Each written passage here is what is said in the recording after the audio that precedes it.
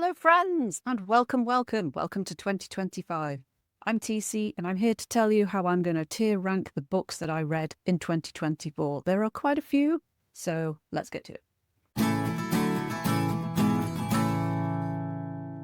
I read 96 books in 2024. I actually read a few more, but the others were sort of personal reasons and health-related issues that I haven't shared on Goodreads or on my blog or anywhere. The books that I read are in chronological order here, so going all the way back to January last year. The categories that you can see are my own personal names for them. So we have all the way from my personal Hall of Fame down to time wasted that I will never get back. These are, of course, all just my own opinions. You're entitled to your own opinions. You might love things I hated. You might hate things that I loved. This is the wonder of the world in which we live. We are all allowed different opinions. I'd like to share mine here, but obviously they shouldn't affect whether you choose to read any of these books. So with all that in mind, let's kick off with January 2024. It's a long time ago. I seem to have created a tradition in that I've been reading a Lucy Foley book every January. I have read one this January already in 2025. But yeah, I read the guest list. This was on Kindle Unlimited. And yeah, it was a good time. It's a closed environment mystery. You know, people are dying. Who's behind it on the little island?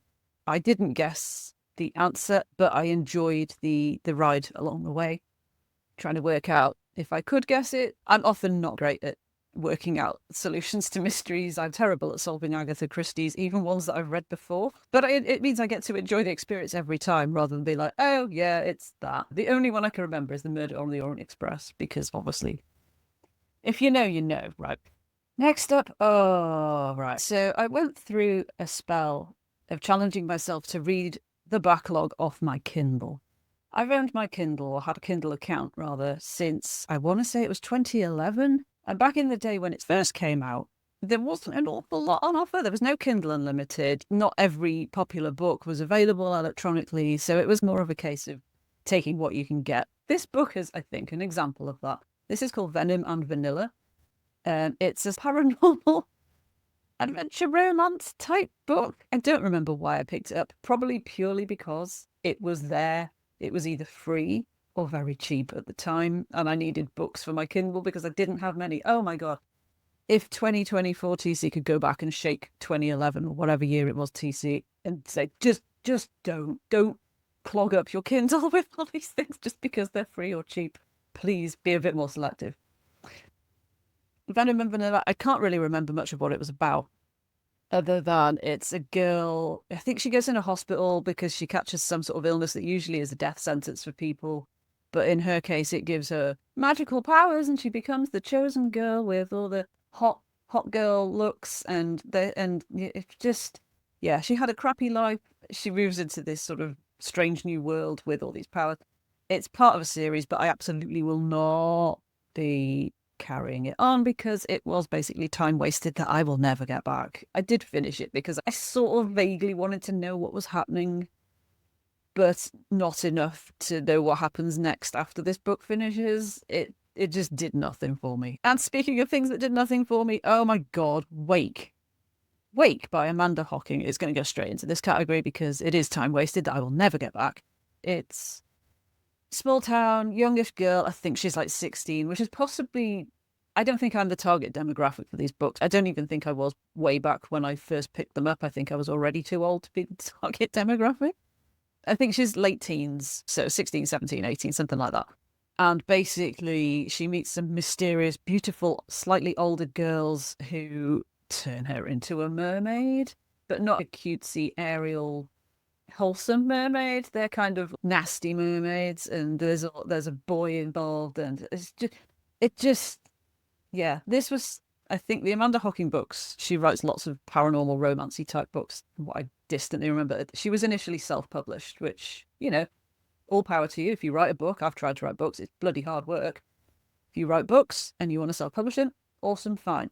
I don't quite see why they got picked up and were given a huge proper publishing outlets, $1 million sort of deals and stuff. They're just not that good. They're not terribly well written. Sorry, but I don't think they are, unless she gets better. But I think I've read something of hers that vampire-ish, like years and years ago. And I remember being really underwhelmed by that as well. Again, this was a case of it was cheap or free on Kindle in the old days, and that's why I own it. However, now it's done. It's out of my backlog. I know not to go there anymore. At least I've learned that. Learning is fun. Every error is a learning experience. Bad Kids, I got from the library. A lot of books that I have read in the past have been basically because they caught my eye on the library recommendations table at the front when you walk in. I found this to be a really good way of finding new favorites, new gems. This is set in China. Some kids witness something bad, and then it's to do with the fallout of how they deal with that and what happens. It was a good time. I was hooked on how they would deal with what they were dealing with, what would happen, how it would affect the people around them and stuff. And so, yeah, I would recommend that. Next up, we have The Haunting Season, which is a real case of too pixelated to read the image on the screen. All right. This is a collection of short stories. I can't remember enough about the individual stories, and I have read a whole bunch of semi-spooky, wintry short stories since then, which has kind of replaced this in my memory. It was from the library again. I'm going to put it in pleasant enough. I'm trying to get into reading more short stories because it's a form I've never really gone too far into. It's either novels or non-fiction, basically, for me. But I do want to get into reading more short stories and diversifying a bit, and especially when they're collations by lots of different authors within one book. It's a good way to get a taste for different people's writing.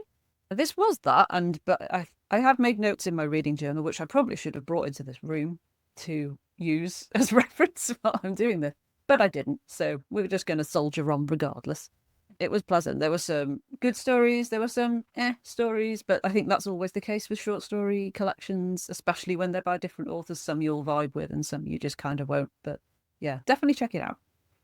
Next up, we have Simon Brett's The Stabbing in the Stables. This is one of a long series. I think there are loads of books in this series. It's called, I want to say, The Featheringham Murders or something like that. Simon Brett, there's a series of them. Two women who are very different but become friends sort of accidentally, reluctantly. One is called Jo, if I remember rightly, and she's very kind of like new age, very open-minded, easygoing. And the other is Carol, who is the polar opposite. As she tells you frequently, she used to work in the Home Office, but now she's retired. And she's a stickler for rules, a stickler for convention and what society thinks and stuff. So the way they sort of play off each other is quite amusing as a detective duo. I've read a few by him before. I haven't read them in order of the series. It's just been a case of what I find in charity shops. I pick up these from charity shops generally. It's pleasant enough, I guess. As I said with the guest list, I didn't see the answer coming. I don't remember what the solution was to the mystery, but it was a pleasant enough experience. I don't think I would rush to pick up any more of these. I think I've read maybe 4 different ones in this series now. They're nice, they're good, they're cozy-ish. There's always a bit of peril in them at some point. I don't know how Carol's heart is still going, to be honest, given how she is compared to what things happen to her. But yeah, I have so many other books in my backlog that I shouldn't be seeking out things that I know are very mid-range for me. So even if I see any more of these in charity shops, I'm going to resist picking them up for now. The Possession of Mr. Cave by Matt Haig.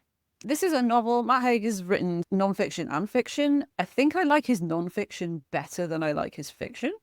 He does feature again later in the list as in a non-fiction book. The Comfort Book, which he wrote, I adore. I've got a hard copy of it up here, which I refer to quite often. Yeah, I feel like his fiction is kind of pleasant enough, I guess. This was a weird story. Again, this is going back to January last year, so I'm racking my memory here.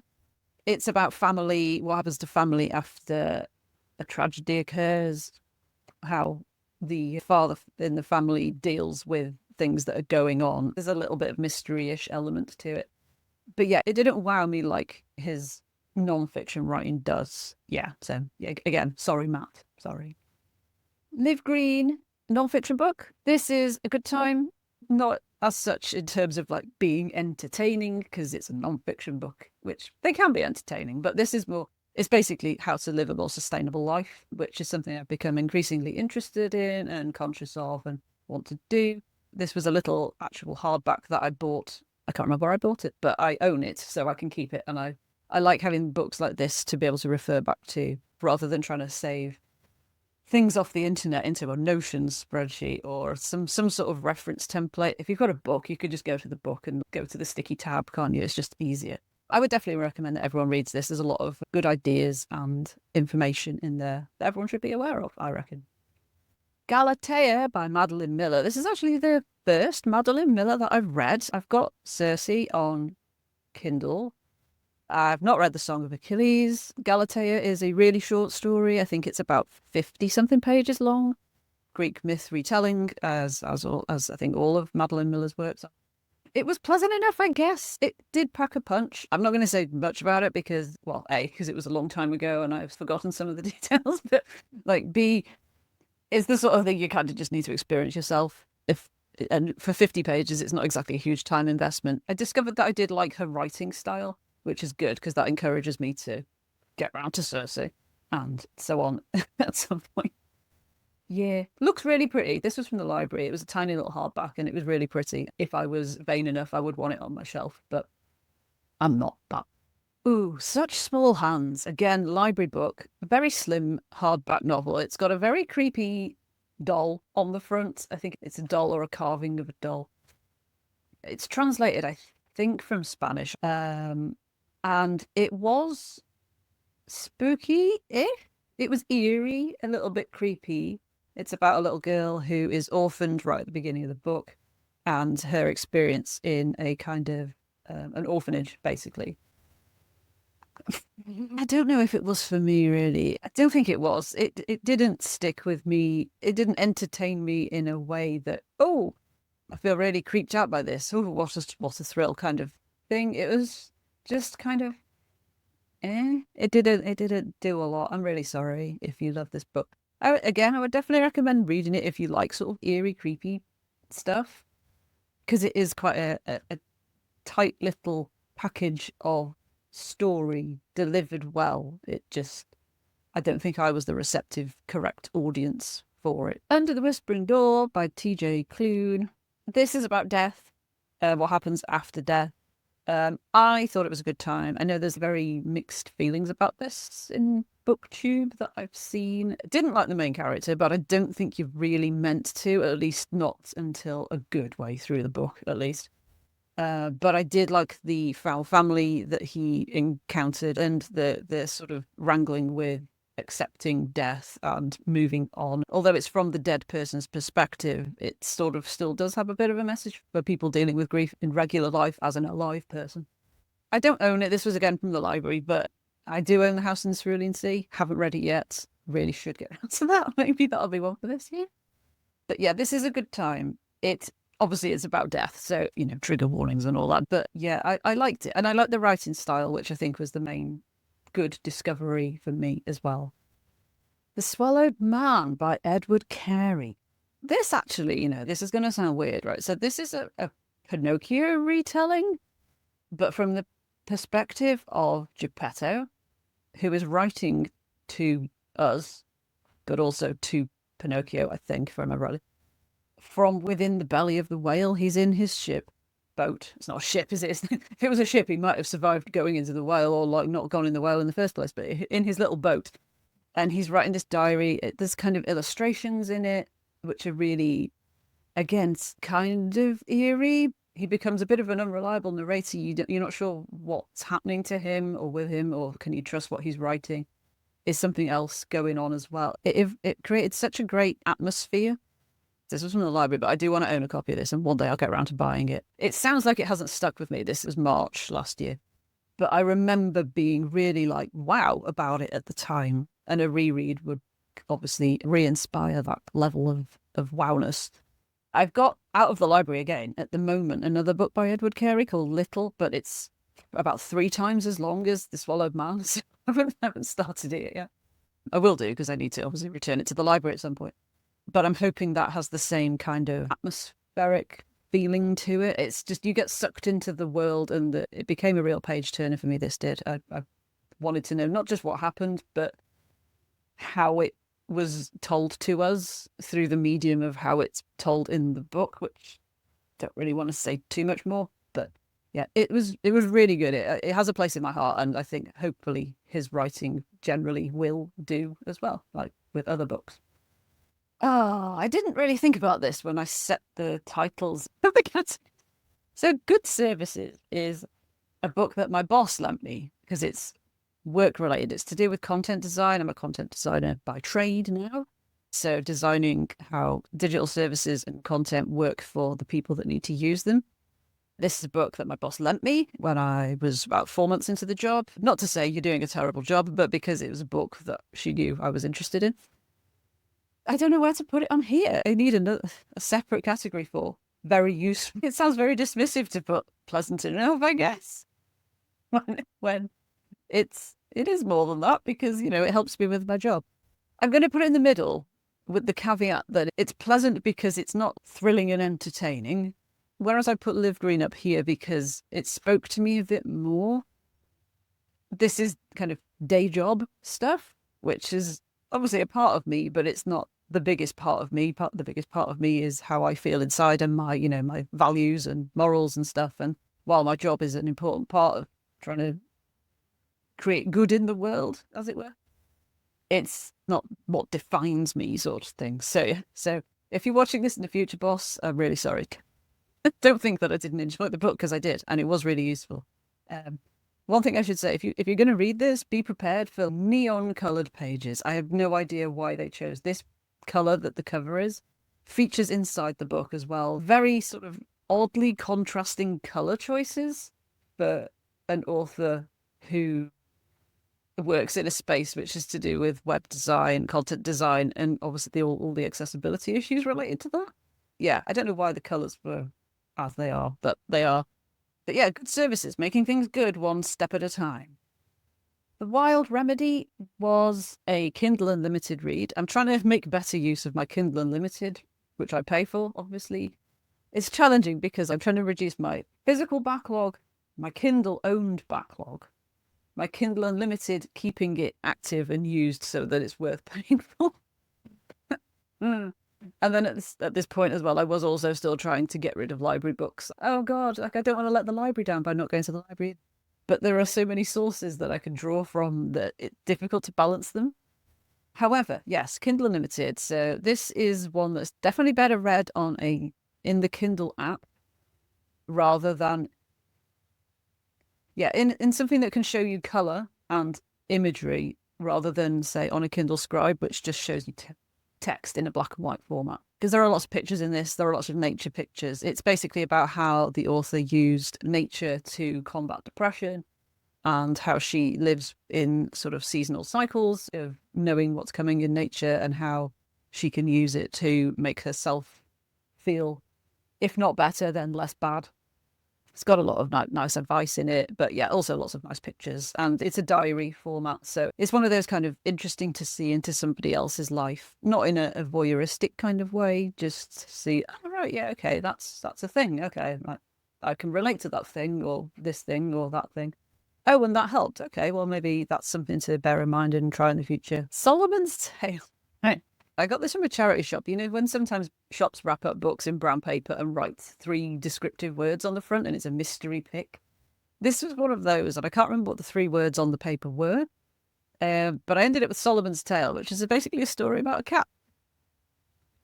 Told from the cat's perspective. It's not one of the current raft of Japanese translated fictions about cats, which I like, don't get me wrong, love those.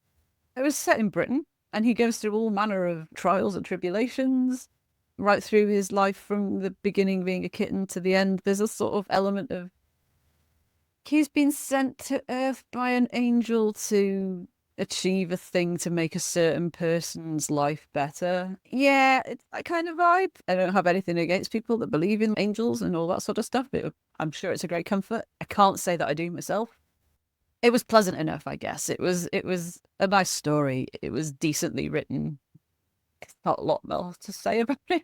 It's just a very random pick from a blind charity shop book selection.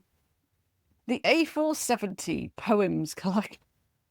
This was from the library. So I live in Wales, okay, and the A470 is an A road, so like a main road, but not motorway, and it runs from the north of Wales to the south of Wales, going through the mountains in the middle. It used to be historically the only slash quickest way to get from north to south because, as I say, there are all these mountains and wild stuff in the middle of Wales, and these are poems written about it. So it was such a random thing to see in the library that I had to pick it up and try it because like I could relate to it. They varied in which language they were originally written in, but they were presented in both English and Welsh, which I thought was really, really cool because I did Welsh at school and I can sort of understand a reasonable amount of it. But it was really good to see the two poems alongside each other. You could see, or I could see, where different word choices were made in the Welsh to the English and things like that, which I thought was really interesting. I found language fascinating as it is, but that was really cool and not something I've seen before. And it was really neat to see place names that I recognized and stuff, even if I didn't enjoy all of the poems for their artistic quality or anything like that. Some were funny, some were sad, it's the usual mix. Again, like with short stories, it gave me a way of discovering work by different poets who I'd maybe not encountered before, so that I can then look them up and find out more of their work if I enjoyed their style in this book. So I want to say it was a good time, but I feel like that might be giving it a bit too much credit. It was pleasant enough, I guess. I'm glad I'd read it, and it's not for me, especially as I can say, because I can relate to the place names and this, that, and the Welsh language, even though I'm not Welsh myself. But yeah, it's an odd one. Mrs. Death, Mrs. Death. This had been on my radar for quite a long time before I finally picked it up from the library. The author is an actual poet, but this is a novel. But you can tell that she's a poet because of the language use in this. It was very lyrical. If you went into it not knowing or expecting that you possibly wouldn't enjoy it, I did. I found that it kind of really... whimsy isn't the right word because the subjects that that are tackled in it are quite serious and dark. There's death. There's a lot going on. But it did stick with me. It's another one like The Swallowed Man that I want to buy my own copy of to have and reread. I want to say the less you know about it before you go in, the better, potentially. Yeah, it's difficult to say anything more about it, so I won't.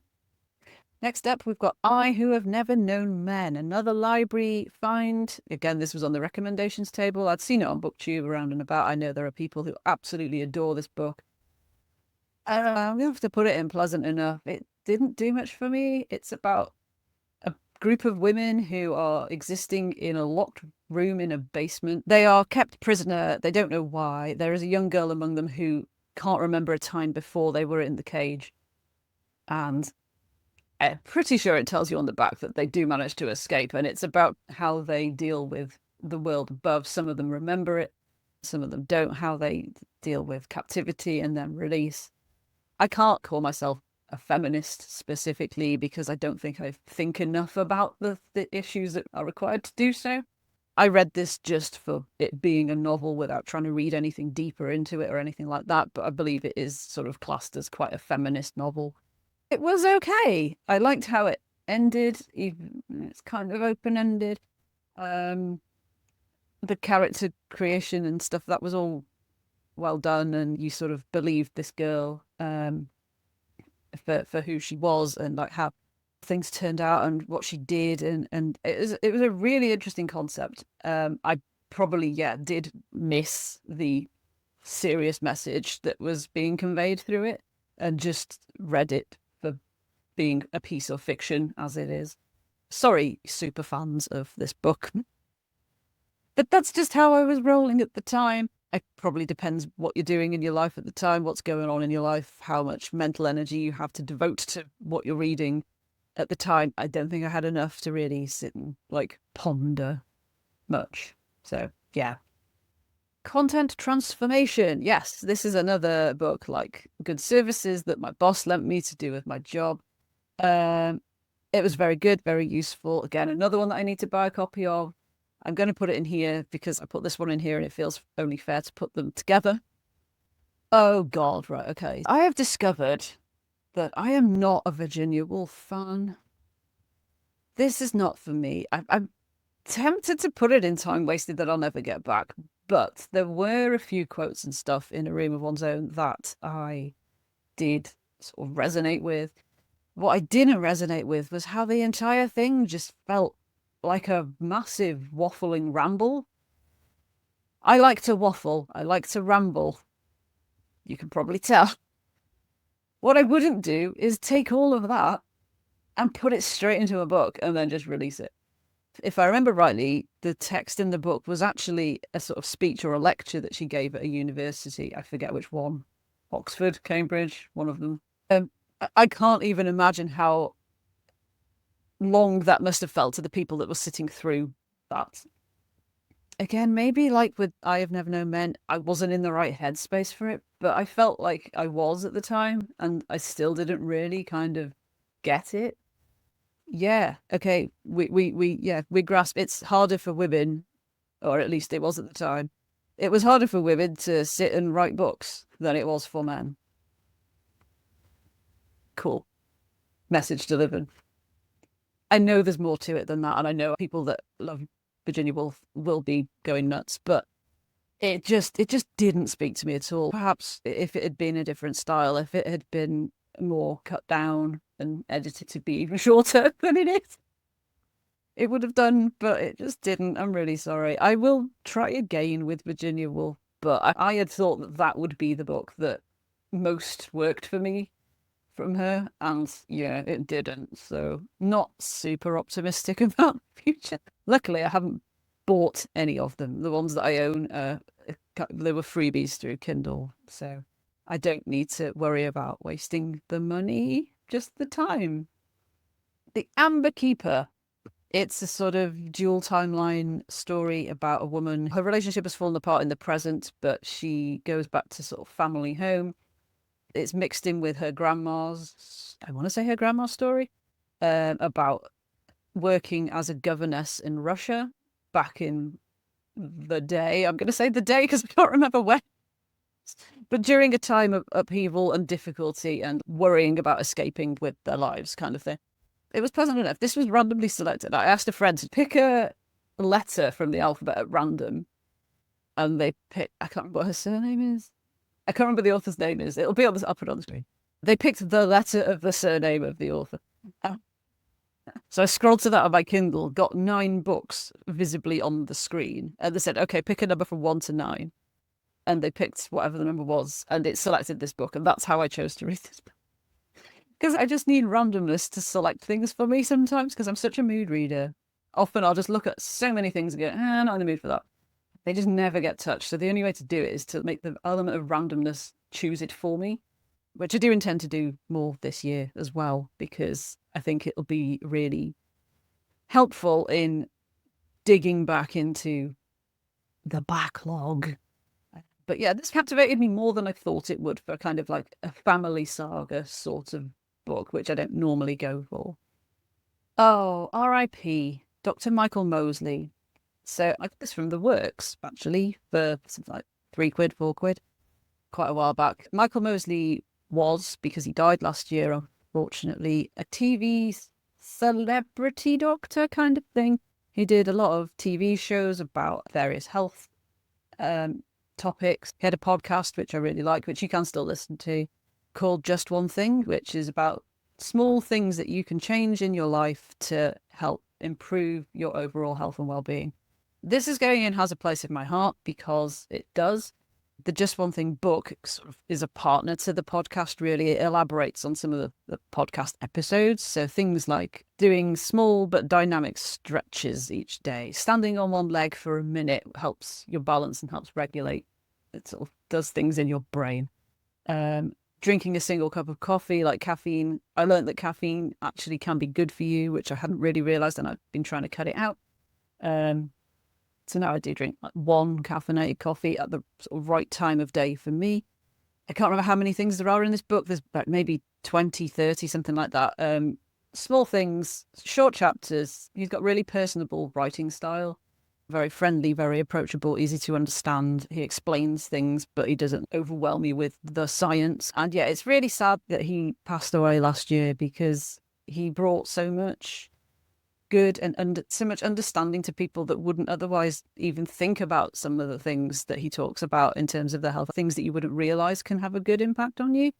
And it's really sad that he can't do that anymore. But this book definitely has a place in my heart because it's helped me and will continue to help me.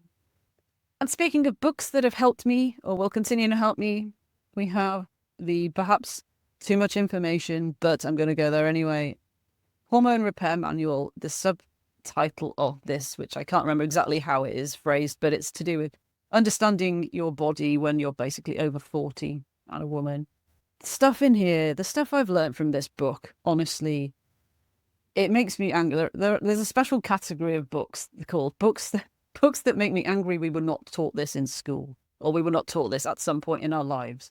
I discovered all the information in this book because I happened to buy it for 99p on Kindle because it came up as a daily deal at some point. I liked it so much I have bought a copy to annotate and refer to constantly in not constantly, that's a bit over-exaggerating, to refer to day-to-day life.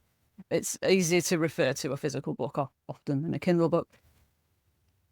I can't even begin to explain all the things that I learned from this. One is that magnesium, basically. If you're over 40 and have female reproductive system going on, magnesium is your friend. It'll make things easier in the long run. It's about being aware of what is coming rather than getting to that stage and being like, oh, I wish I'd known XYZ. I would have done XYZ to prepare my body for it, or my mental health, or set myself up for an easier time.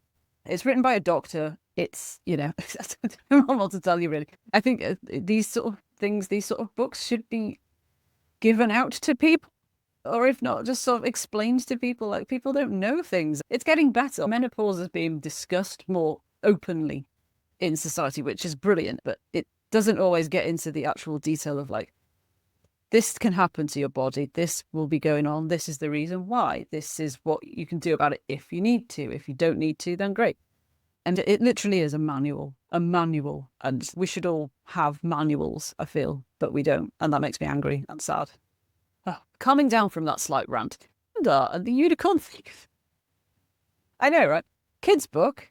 It's a good time. I enjoyed this. It's kind of Harry Potter, but if he went to unicorn riding school instead, which sounds lame, but it actually is quite cool. Unicorns in this are not the unicorns you know from most other unicorn themed content. They are vicious, they are bloodthirsty, they are wild, they have to be tamed. They hatch out of an egg and bond with the child by piercing their palm of their hand with their horn. So they start off with a blood sort of debt kind of thing almost. They're really well written. I definitely want to read the rest of the series. I got this. This again was 99p on Kindle. I thought, oh, I'll give it a try. I like unicorns. Like, this will be lovely. But it's a really good adventure story. There's a bit of mystery involved. Things are not quite what they seem. And yeah, even as an adult, it's a good time. Continuing along the non-fiction, I read a lot of non-fiction, as you can probably tell if you didn't already know. This book is called Digital Minimalism. It's by Cal Newport, who wrote a book called Slow Productivity, which is, again, in the similar vein of, it's not just another, oh, hey, turn off your phone, like it's good for you, duh, book. It goes into the why and the how, and it was a really good, it's not quite place in my heart territory, and good time isn't quite the right word, but informative and useful and actionable steps. Frazzled by Ruby Wax, I would say, is also a good time. Ruby Wax is, if you didn't know, a comedian who is American, but I think possibly is sort of an honorary Brit. I'm pretty sure in the book she says that she's lived here for quite a long time. I can't remember now, but she was big in the 90s, and I want to say 2000s. If you know her, you know her. If you don't, then don't look her up. She's been very open about how she struggled with mental health issues over the years, and this book is kind of part memoir, part advice, part comedy. It works really well as a combo. It's not preachy or, lectury. It's a good read. It's always good to read about different people's perspectives on things, I think. And if you can know that people who are in the limelight are having whatever issues, then this is how they deal with them and this, that, and the other, then it makes it a bit more sort of relatable to your own life when you need to know that sort of stuff. It is what it is. She was frazzled. This is how she deals with it. Maybe it will help you too. Finding Sky. Another, you remember these two down here? This isn't as bad as those, but it is in a similar vein of paranormal romance. I am going to put it in not for me. It's the first in a series. A girl moves to a small town. She moves from England, actually, to America with her adoptive parents for reasons of their work, I think it was. In the small town, there's a family of, I think it's 7 brothers. It's literally 7 brothers. And they're a bit mysterious. They're kind of like, ooh, the whole town's about like, ooh, that family, the sons. And I hate this. Their names start. So the youngest's name begins with Z, and the one older than him is Y and X, and it goes back through the alphabet. I didn't not enjoy this. I did enjoy the what's going on here. This is a weird situation. I didn't enjoy, I think what it would be termed as now is a fated mates thing. Didn't really love that. So she is fated to one of the sons, it turns out, the youngest one. This is not a surprise if you read the back of the book. And it's about what happens, how she sort of, there's powers involved. I can vaguely remember it. I vaguely remember some stuff that happens later in the book, which is quite action-packed. But yeah, they have this sort of telepathy thing going on between them. And because she's fated to him, she's the reason that he can then meet his full potential. It's the start of a series. I don't think I'll be... Oh, God. I was going to say, I don't think I'll be carrying on, but I do, I think, own the second one. So that means I have to carry on because it's in my backlog. Yeah, I might make a decision on that in the future. We may just quietly pretend I don't own the sequel. Edward Marston, Murder on the Salsette. So Edward Marston is a seemingly incredibly prolific mystery writer, murder mysteries, almost exclusively, I think. He's written a series on cruise ships, which is what this is. He's written a series called The Railway Detective, which is to do with trains, as you probably can gather.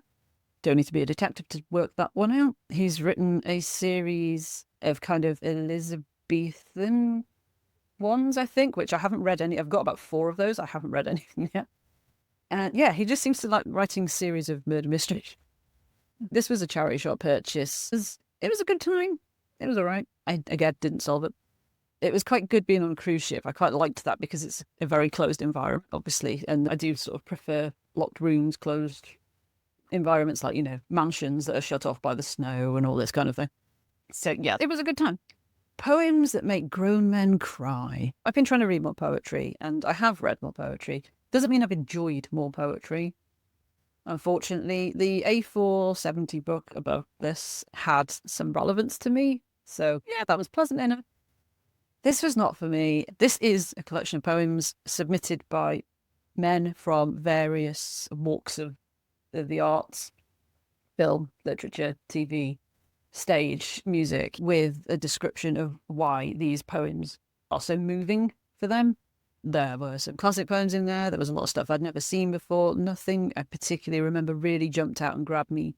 I understand why they included the little blurbs from each contributor, but they didn't really add that much. I found it didn't make me think, oh, yes, wow, yeah. It just was what it was. This was on Kindle, but I can't remember if I bought it or if I Kindle Unlimited it. I don't know. I need to get better at finding poems that I'm more likely to like. Collections, maybe, somehow. How do you do that? My Mother's Secret. This was from the A Box of Stories monthly book box, mystery box subscription. You know what I mean when I say that.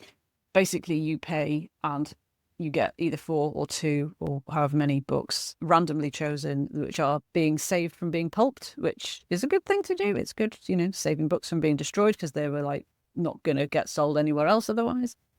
It was pleasant enough. It was a mystery. I'd put off reading it for ages because it just didn't appeal. Randomly picked it off a shelf one day. It's a sort of thriller-ish, mysterious. Something happened in the past. There's, again, multiple timelines, different people who are not what they seem, etc., etc. It was all right. It was a pleasant enough time. Salt and Broom. Salt and Broom was a good time. This is a witchy retelling of Jane Eyre. Now, full confession here, I've never yet read Jane Eyre because I'm a terrible, terrible English literature graduate. There are a lot of classics I haven't read. I enjoyed this. It was good. I don't have the Jane Eyre knowledge to sort of compare it to. It's not a direct retelling. It's just kind of drawing. She's called Jane Eyre, but it's spelled Aire. And she goes to Mr. Rochester's mansion because he's having trouble with mysterious dark spirits, and she's a witch for hire sort of thing, who goes to help him. Romance ensues. It's not really a romance novel, though. It is more a sort of gothic, creepy thing. But yeah, it was good. It was well written. I enjoyed it.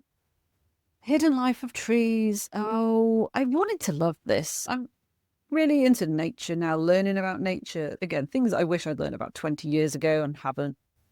This was on Kindle Unlimited, The Hidden Life of Trees, and it should have hooked me in so much more than it did.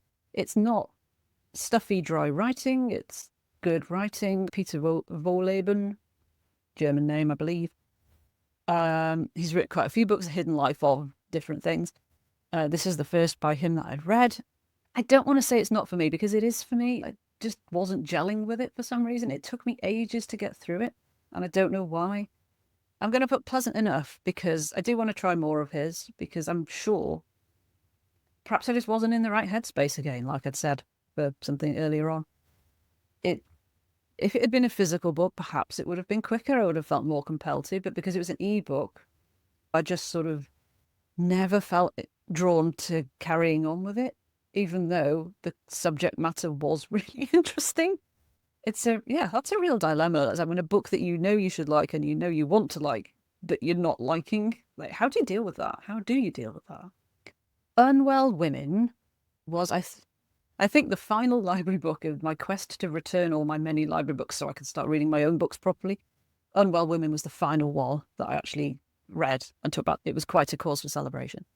It's about women's health and how that's been treated and dismissed and whatever throughout history. It's a long book. It's very detailed. It's very interesting. The author is someone who has various sort of chronic conditions herself, and how her experiences of modern day medicine have not been the best. But also, so many hundreds and hundreds of years ago, it was also not necessarily the best. And the peaks and troughs, the whole just calling everything hysterics thing. There's a lot of information in here. I think possibly because I was rushing to try and get it finished so I could get it back to the library and finally be done with library books for the time being. I perhaps didn't give it quite the mental concentration that it deserved, but it is definitely worth reading. It did come up then for 99p on Kindle, so I did buy it, so I can go back to it. Yeah, pleasant isn't really the right word. Important, I would say, is a good word. I can't say it was a good time, but yeah, it was something I'm glad I've read and I would return to out of interest in the future. In contrast, Roots of Happiness has a place in my heart because this is a hardback book that I have, which is by Susie Dent, which is, you can see the illustration on the front. So this is a painted tree. Every page in it is beautifully illustrated and has one or two words and their definitions. This is just such a lovely book. There's some really beautiful words in it. Like if you're a word nerd, you'd be like, oh, that is a really beautiful word. I love that. And I love that I know what it means now. And I can't wait to try and use it in a sentence. But the art just really elevates it as well. So it's definitely got a place in my heart. More non-fiction, Ali Abdaal's Feel Good Productivity.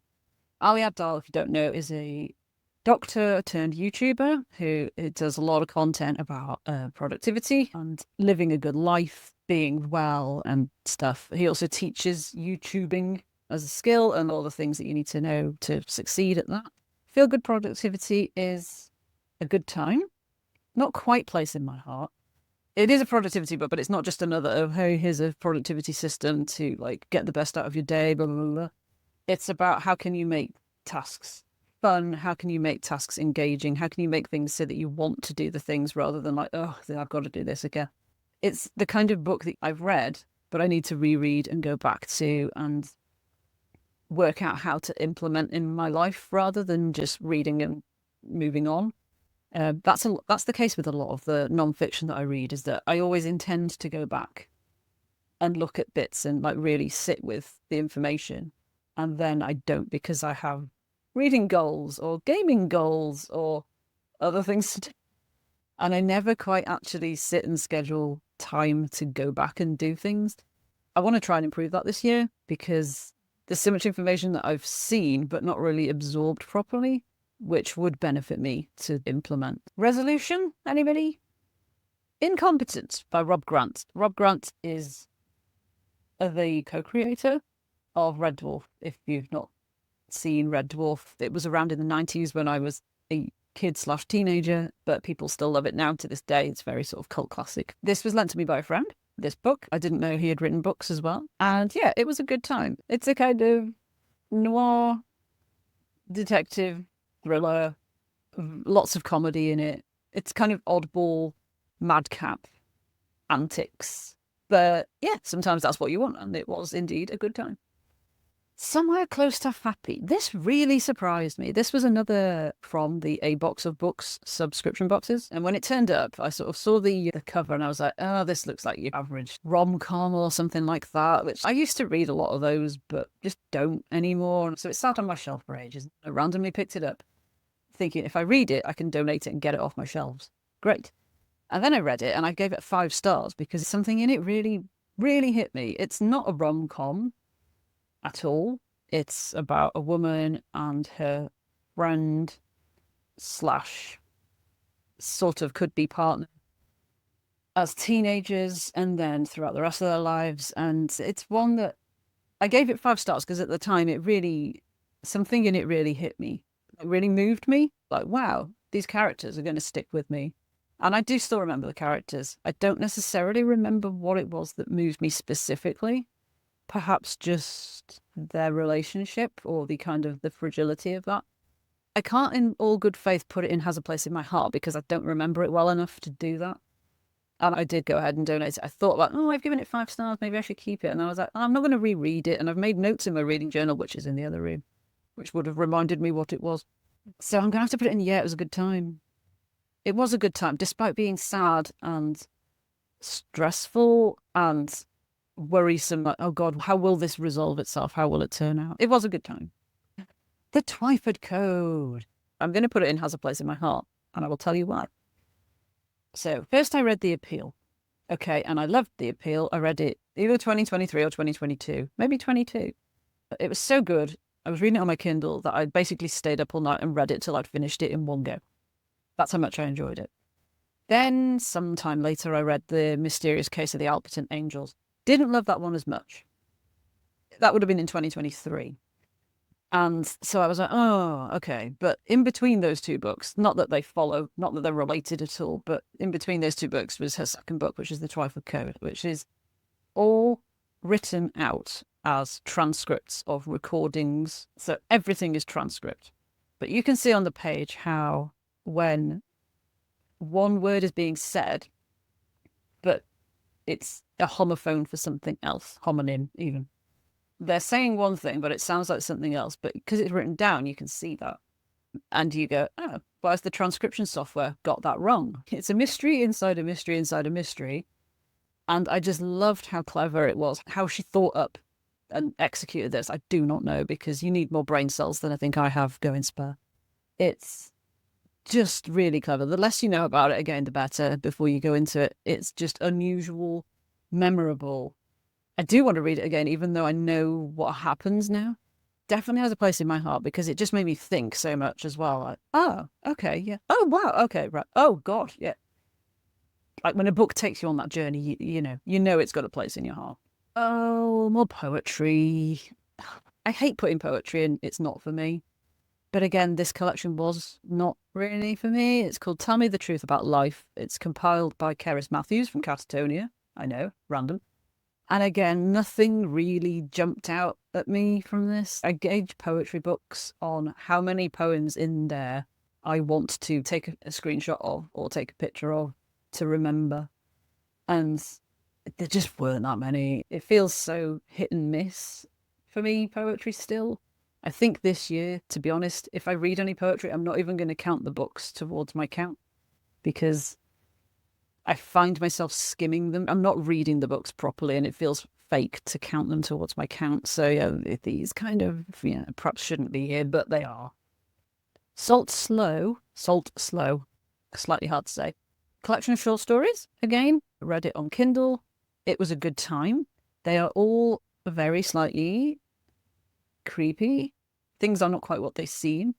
Really sort of atmospheric, some were out and out creepy, and some were very more subtly so. I've actually since bought a copy of this. I found one in a charity shop and I bought it because I enjoyed it and I want to be able to return to those stories from time to time. So, yeah, a good time.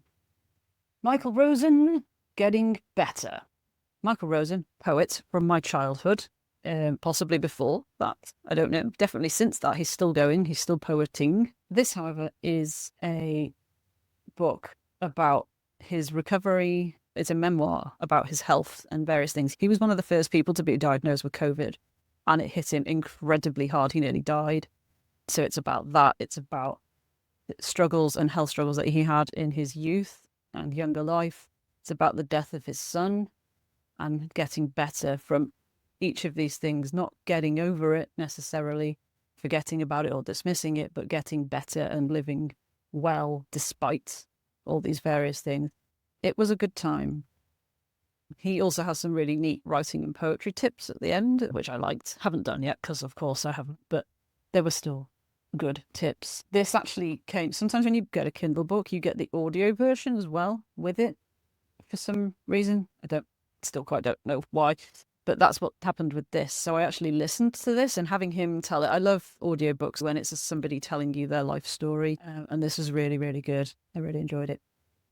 The Idiot Brain. This was picked up from a charity shop, and it's written by a neurologist or neuro...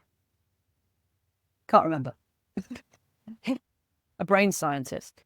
It's non-fiction, obviously, and it's about why your brain does different things and how it works. It was a good time. There were some typos in it, which I found really odd, and really annoying because bit of a proofreader. How did this get past QA? Anyway, but yeah, it was interesting stuff. Not so much that you can sort of go, right, okay, here's a tip, I'll implement that. It's more, well, why does your brain do that? Right, okay, that's why. Okay, the interesting side of non-fiction rather than the actionable side. This is Amico. Do you copy? Translated from Japanese. Pretty short book. I picked this up because of the cover in a book box because it was really nice. Unfortunately, it turned out to be not for me, which surprised me. It was a valuable lesson because it taught me that just because a book is about Japan, set in Japan, written by a Japanese author, doesn't necessarily mean I'm going to love it.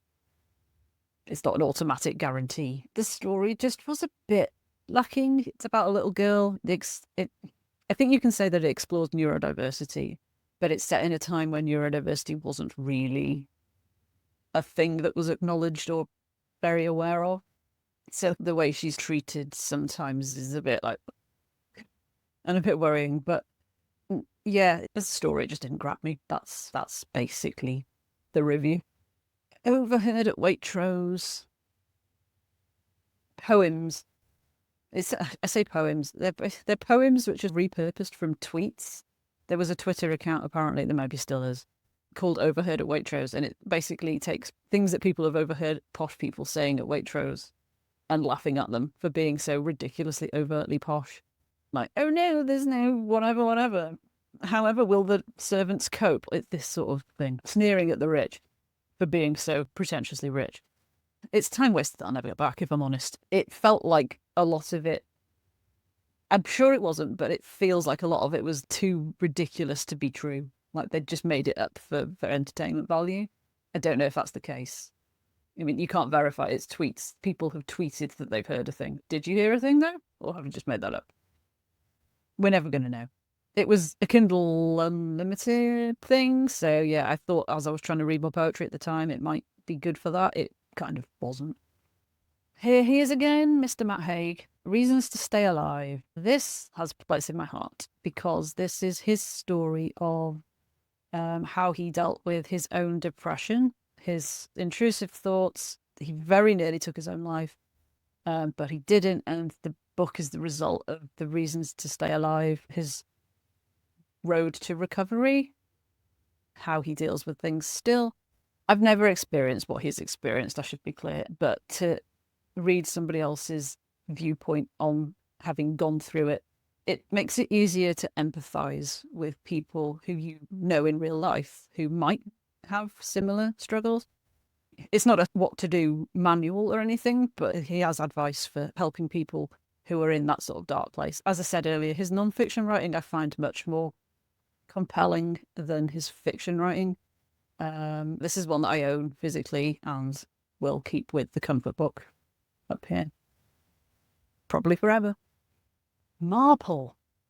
12 short stories starring Miss Marple, of Agatha Christie fame, but written by modern day writers. Does it have a place in my heart? I really did enjoy it. Short stories again, so, some better than others. I don't think I can honestly say it has a place in my heart, but it was a good time. I was worried that people wouldn't be able to do it justice. I'm a big Agatha Christie fan, and other people having a go at that felt, I don't know, it almost felt a bit disrespectful, but I guess it's a thing. It happens. I know Sophie Hannah writes Poirot books now. With the full permission of the Christie estate. It's a thing. It happens. Got to get used to it. And they were really good. I think Lucy Foley wrote one of the stories in this, who I've mentioned previously. As short stories go, I think I enjoyed all of them, but that's possibly because it's a character that I really like. I especially like the one where Miss Marple goes to New York. There's a lot of funny little turns of phrase. I think they all captured the Agatha Christie, Marple, polite yet very crushing put downs really well. You know. But yeah, it was a good read. After She's Gone, a thriller that came in a box of stories box, it was more compelling than I thought it was going to be. Again, I was trying to read it so that I could just unhaul it. And I ended up, I think, reading it in 2 sittings. It was a good time. I didn't suss out what was going on, but it was good. The main detective character is also struggling with dementia, which is such an interesting perspective to add to a character. I don't think I've ever read anything really like that. So how that factored into how they were investigating and what was happening and what she remembered or didn't, it was very cleverly done. Oh, Watermoon. So Watermoon is in my personal Hall of Fame. This I got from NetGalley, so I got to read an early advanced reader copy of it. A finished product, obviously, but still. It is releasing this month. I have pre-ordered a special edition from Waterstones because I really, really, really want a physical copy of this book. And it's got nice sprayed edges and stuff and things and end papers and all that. I was trying to describe this last night, actually, to my 2 book friends from work. If you've read The Starless Sea, you know how it's set in our world, but also set in another world at the same time, and things kind of overlap. It's like when you watch a Ghibli movie, something like Spirited Away, for example, you have to just stop trying to apply logic and just let it happen to you and just go with the adventure and be swept along on the ride. That's what Watermoon is like. It's not kind of demon-based. It's not like Spirited Away in that style, but it's another world. The methods of getting around that world are on the surface bizarre, but you just go with it. I could visualize what was happening, even though it was an unusual setting. And I think that's a sign of amazing writing. I absolutely loved it. And this is why I bought it, so that I can read it again on actual paper instead of in the NetGalley app. But yeah, I love this. I can't describe it to you. It's Japanese aesthetics. It's set in Japan, but it's so much more than that. It's so much more than that. Midsummer Mysteries. Agatha Christie's own short stories now. These are a good time. They're short stories from Agatha Christie. I really like this collection of books. I have the winter and the autumn ones physically, and I'm waiting for spring and summer to go cheaper. It's Agatha Christie. You know what you're going to get. It's a good time. Next up is Uncle Paul, a book that I found in a charity shop, and I was drawn in by the cover. It's like an old style English postcard of a seaside town. This is a mystery, and it really surprised me with how good it was. I wasn't assuming otherwise, but it really grabbed me. Not quite place in my heart level, but not far off. I gave it 5 stars because it really did suck me in. Apparently, Celia Tremlin is not Agatha Christie level of fame and notoriety, but is up there as one of the grandmothers of this kind of mystery fiction. I do want to seek out more of her stuff at some point. Yeah, good times, good times, good summer read. Jojo. So if you watch Strictly, you'll know who Johannes Radebe is. He's known as Jojo to his friends. I listened to this as an audiobook. It's his autobiography. It's called Finally Home. And it tells the story of his life from being a child in South Africa to being on Strictly, having his own tour, and just being super wildly successful. All the struggles that he's gone through along the way. I find, I mentioned before, celebrity memoirs really good listening to material because it's them telling you their own story. So it feels real. Even if they could have made half of it up, you wouldn't know, would you? But I still enjoy it. I don't know if I can put it in a good time. I'm going to put it in pleasant enough. It just didn't stick with me or move me or wow me as much as some other audio memoirs that I've listened to. Tom Allen's ones are brilliant. I love those. Those are like my gold standard of audiobooks. I think this wasn't quite that level, fortunately. Oh, Kiki's Delivery Service. I mentioned Ghibli films before. Ghibli. Insert your own preference. I can never remember which is the correct one. This is a place in my heart, because I've seen the film. I like the film. I saw the book in Waterstones one time, and I was sucked in by the cover, I will not lie. I'd like to actually read the original source material. And I actually like the book better than the film. There's a lot that happens in the book that makes more sense than what happens in the film. There's things that happen in the film that don't happen in the book whatsoever. The book just feels more comfy, cozy, wholesome. They're all overused words, aren't they? But it felt more warming and just nice. Not that sort of a bit of peril doesn't happen. A bit of peril does happen, but not the whole thing that happens at the end of the film, near the end of the film. It's not like that. I'm a book girl more than a film girl. I'll be honest. 9 times out of 10, I probably am always going to prefer the book anyway. But this was just like a little hug, I guess. And it's definitely something I'm going to reread. I have got Howl's Moving Castle, the book as well, which I know is obviously by a different author. But yes, I do plan to read that this year as well. Next up, we have Unwinding Anxiety. Imagine having anxiety. This is a non-fiction, obviously, by a doctor whose name I forget. It goes into the neuroscience of anxiety as well as offering advice.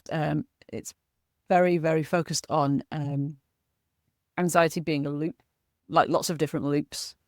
And it's by untangling the loops or closing the loops that you can help reduce overall levels of anxiety. There is so much more to it than that. I'm not doing it justice. But it's got practical tips in it as well. Is it a place in my heart book? It's definitely something that I need to go back to and actually sit and work through the practical advice. I don't have chronic anxiety or anything like that, but we all feel it from time to time, I think, and it's good to have tactics to deal with it when you need to. Yeah, I'm going to put it there because it's something that I think is a really useful toolbox for grown-up life this year of our Lord 2025. Several people are typing. This was good time. It's really weird. It's quite a short book. If you use Discord, then Slack is basically what came before it by a different company and is used in workplaces. It's the same principle. It's servers, channels. This is a story of a guy his consciousness gets absorbed into his company's Slack server and he's trying to get out. It's all composed of Slack messages and stuff, and like weirdness ensues. It's a good time. It's weird, but it's a good time. Me versus Brain by Hayley Morris, who you may have seen on YouTube or Instagram or TikTok or whatever. She does the skits where she dresses up as the different body parts and then makes them have conversations. Like when Brain says this, but like uterus says something else. This is her story about how she has struggled with mental health over the years and ended up turning it into comedy and using it to her advantage. It's called An Overthinker's Guide to Life, which is kind of what sucked me in because I do overthink a lot. And I thought it might be a bit more offering advice than I remember it being. Perhaps I need to go back to it. I don't know. I'm going to put in pleasant enough because it was pleasant. I just don't remember getting as much out of it as I thought I would. Oh, Bookshops and Bone Dust. Place in my heart, definitely. This is the prequel to Legends and Lattes, which I read the year before. They are just very cozy fantasy. There is peril. There is also comedy. There is romance. They're just a good time, but they're more than a good time. They have a place in my heart. Ooh, Evergreen. And then the subtitle, which I can't remember. It's to do with living with nature. I can't remember. I'm going to put not for me. It was really nice language. It was very beautifully written. Perhaps felt a bit lacking in sort of depth. And I remember Googling the author and finding out that she was like an influencer. I can't remember if it was YouTube, TikTok, whatever.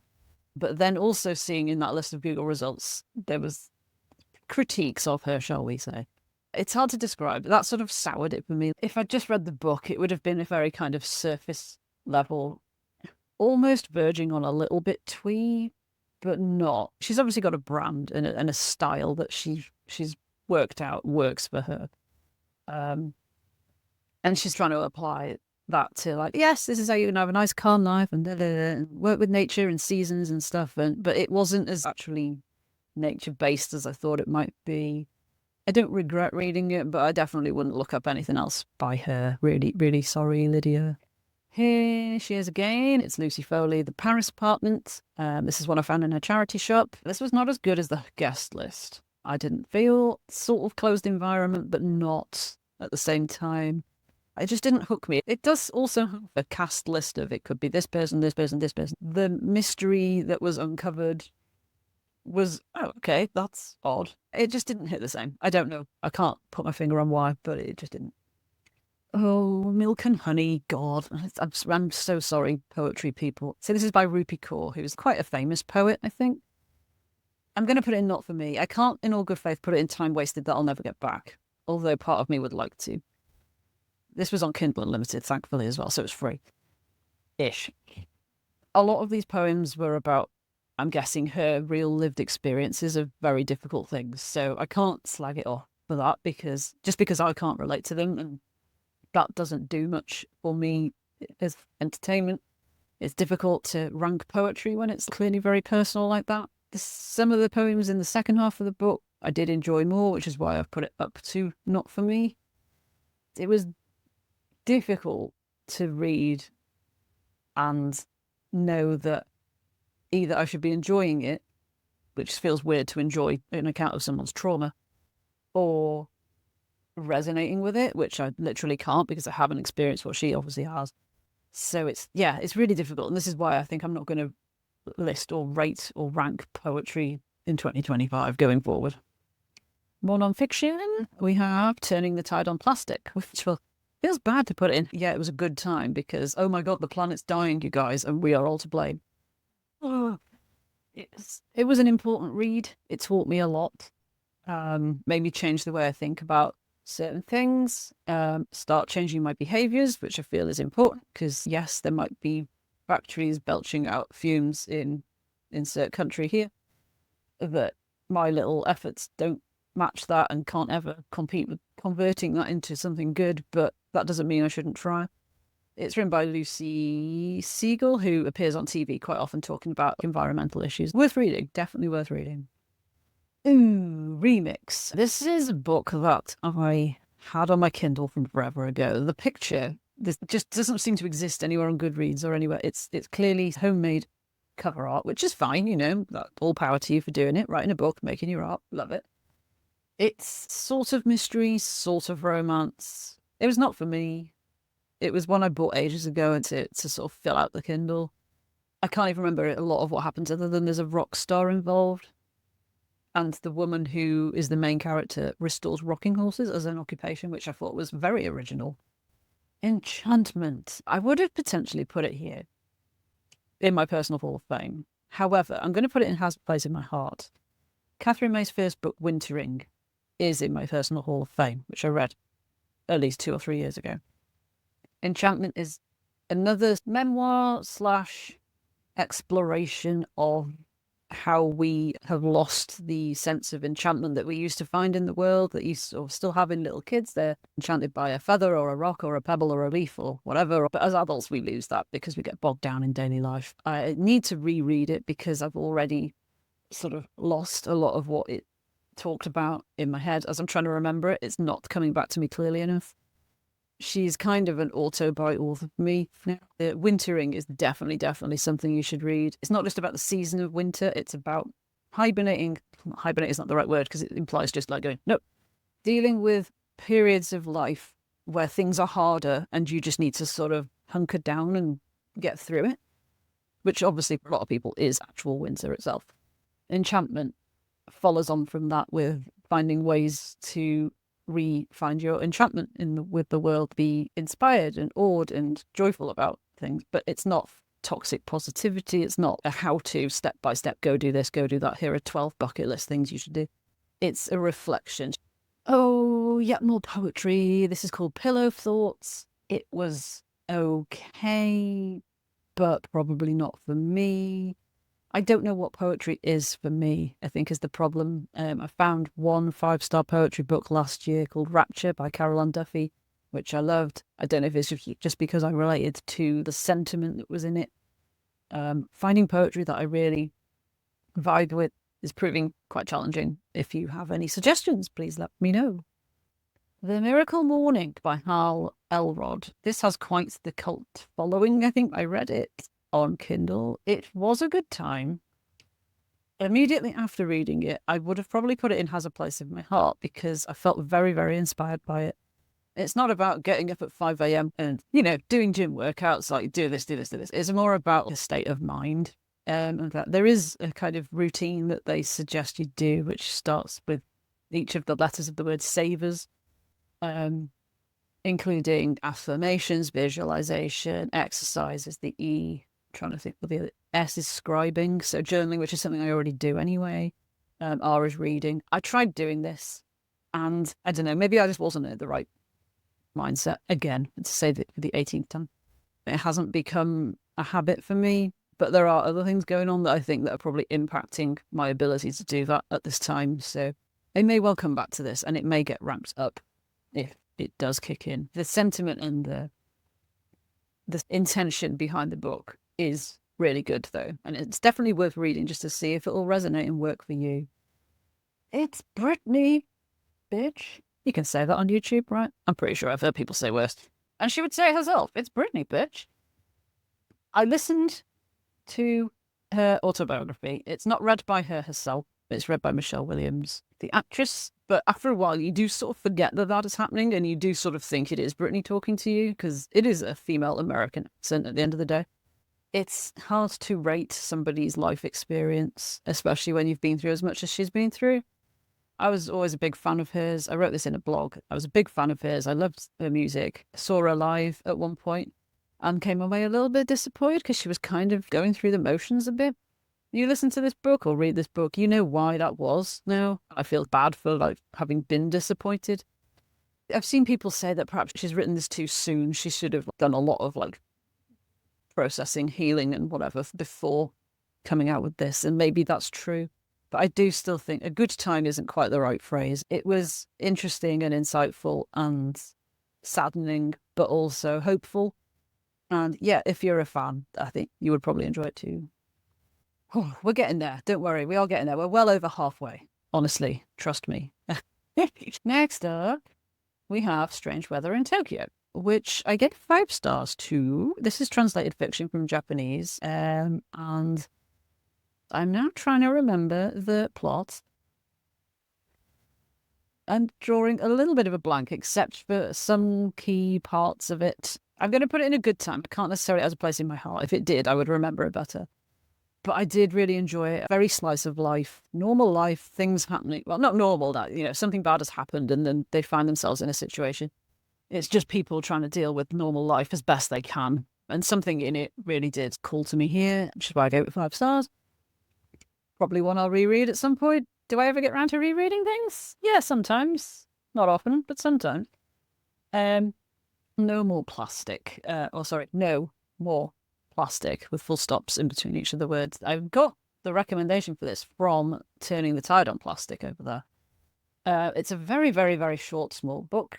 It was written in, I think, 2017 or 18, basically advising people how to cut down on their use of plastic.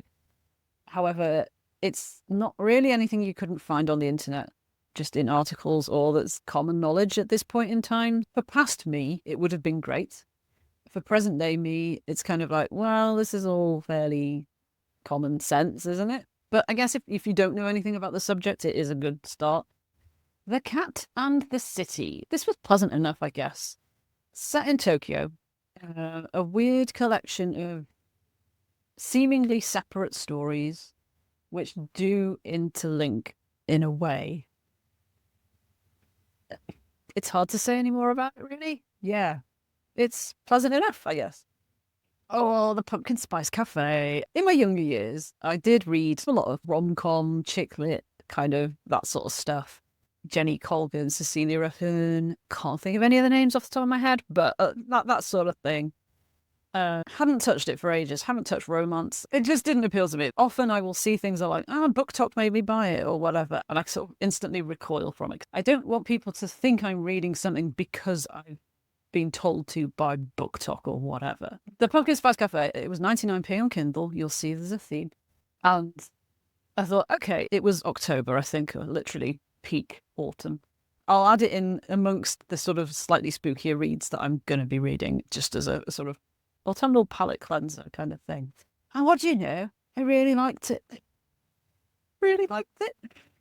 It is not groundbreaking by any sense. It is very sort of formulaic romance plot with the obligatory spice, because I think most books have to have spice in now. But it was just a nice story underneath that. Aside from that, even if that hadn't been in it, it would still have been a really nice story. It's about the vibes. It's about autumn in a little American town. The characters are nice enough. They're well developed. You get a feeling for who everybody is and how the town feels. You can it's like a feeling. You can feel the coziness of it. And yeah, I was just really pleasantly surprised. So yeah, I did enjoy it. So it does have a place in my heart for bringing me back to that kind of warm, cozy, feeling. Spirited was another A Box of Stories book. It's about two women who are connected by an ability to see/photograph spirits, how they connect. And I can't really tell you much because I can remember what happens at the end, but not a lot of what happens to get them there. Like, it was a good time and I enjoyed it. I don't feel any need to reread it, but it's a really nice, well-written, very descriptive, image-laden historical novel. It's very evocative of like the time and stuff. It felt very atmospheric. Why is this a question? Why indeed? Why is this a question? This is a non-fiction book about language, linguistics, and so on. Why do questions have question marks at the end? This sort of thing. It took me a long time to get through this book. I really wanted to love this. I love language, like I mentioned earlier. I should have ate this up, and yet it took me forever. And I like The Hidden Life of Trees. I don't know why that was, because it's not stuffy, dry writing. It's very descriptive, and he goes into a lot of detail, but it's still friendly writing. So I don't really know. I'm going to have to put it in pleasant enough, I guess, I think, because I can't put it in yet a good time, because it felt like a slog to get through it, but I enjoyed the content of it. It's a difficult one. Oh, more poetry. I thought Wendy Coates' poetry would be the book that I got, because I know there are some famous poems by her. They're quite situational, snapshot, funny, moving. They're not like great long epistles or anything like that. And yet, I sat in hairdressers having my hair done, not this time, just last week, the time before, in October, and I read the whole thing because I had it out from the library. And there were maybe 2 poems that I was like, oh yeah, I like that. And the rest were just, it's just not for me. Another Agatha Christie. So you remember Midsummer, I was going to say Midsummer Murders. You can't not say Midsummer Murders if you live in this country and have television, can you? Midsummer Mysteries. This is Autumn Chills. And I am going to put it next to that because it does look really nice having them together. It's the same book, but it's the ones that are themed around autumn. We were into spooky season at this stage, and I read Help the Witch by Tom Cox, which is, again, another set of short stories. I was drawn to this in a charity shop by the cover, which is, as you can see, black and white, linograph etching sort of style, and I really liked it. And I was like, well, even if I don't like the content, it looks nice on a shelf, which is possibly not a good reason to buy a book. It was a good time. Some of them were spookier and better than others. Short stories, that's how it always goes. But it was appropriate to the season, and it was good vibes. More spooky stuff. Hyde by Craig Russell. I got this from the Works forever ago. And it's a sort of take on Jekyll and Hyde, but there is no Jekyll. It's set in Scotland. It's quite a chunky book. The writing is very, very descriptive, very detailed, possibly why it was so long. I felt it took quite a while to get going. I debated not finishing it, but I'm glad that I did, because it did pick up and stuff did happen. So I thought, if I put it in here, we're gonna be struggling, aren't we? But I do think that is where it belongs, unfortunately. I wanted to love it more. It's good. It just didn't do enough for me that I wanted it to. So now we're on the stage of having to scroll up and down to get to everything. A Very Secret Society of Irregular Witches, another BookTube, BookTok favourite / can't stand it sort of Marmite title. I really liked it. I'm tempted to put it up here, but it didn't quite hit me the same as Pumpkin Spice Cafe did. It's practically almost the same story, just a different setting. It was a good time. I can't fully say it has a place in my heart like this, because it wasn't real world-ish. And this one very much was real world-ish. This one felt more relatable. Truth, Lie was a Kindle Unlimited book that I don't even know why I clicked to download it, because there are a billion books with this sort of title and cover on Kindle Unlimited. I don't read a lot of thrillers. I did used to. Again, like romance, though, seemed to have started sneaking back into it a little bit. And it was pleasant enough. It was another, much like The Guest List, everyone's on an island. There's no way off the island. I know people start dying. What's happening? That's it. That's the book. Oh, God. Right, so, internet, please don't come for me. But Sylvia Plath. I wanted to like it. I really did. I wanted to like the poetry. Saw it in the library. Love the monochrome. However, time wasted that I'll never get back. Just don't enjoy these at all. Just didn't. Nothing felt like it was talking to me. Nothing felt like it called to me or made me feel anything other than like, I'm wasting my time here. Why am I reading this? I wrote in my blog about this. It feels like if you admit that you don't like Sylvia Plath, then you're the dumb one for not getting it. But I just don't get it. Unless you can relate to the same issues that she was going through when she wrote these poems. It just feels like a big old list of random jumbled up similes and metaphors that she's slammed together. I know there is more craft to writing poetry than that, but a lot of the time, it's like when people say about modern art, oh, a 5-year-old could do that. Yeah, they probably could. It's the meaning behind it and all this jazz, but it just does nothing for me. I'm so sorry. I really am. Okay, we're into the home straight now. Next up, we have Ghosts of Shanghai. This is a children's book, which I found in a charity shop, as you'll gather by now is a common theme. It was a good time, actually. I can't remember what age group it's for, but I will say that there's an execution that happens in it, so let that be your guide if you're buying this for kids, maybe. It's the first in a series, and I don't know whether I'd bother seeking out any more or not if they happen to fall into my path, like in another charity shop in the future, then I'd read it. I don't think I'll actively go looking for it. It's set in 1920s Shanghai. It's about a bunch of kids trying to solve a mystery. There is a sort of slightly paranormal element going on as well, but there's also a cultural revolution happening and a lot of danger around, and it's an action adventure, I would say. Territory of Light. This was a really, really slim library book that I picked up during my dalliance where I fell back into going into the library one time after finishing all those library books earlier in the year. I wanted to like this, but I don't think it was for me. Translated Japanese fiction again. It was a story about a mother and her daughter living in a difficult situation, how they dealt with it. Nothing particularly really happened, which I know is a feature quite often in Japanese fiction. It's more the observation of the life that's happening that is the story, but this just didn't feel interesting particularly. Yeah, it just wasn't for me, which is good though. I'm learning that not all Japanese translated fiction is for me. Oh my God, enlightenment. This is one of two biggest disappointments of my year. We'll get to the second one. I wanted to love this, right?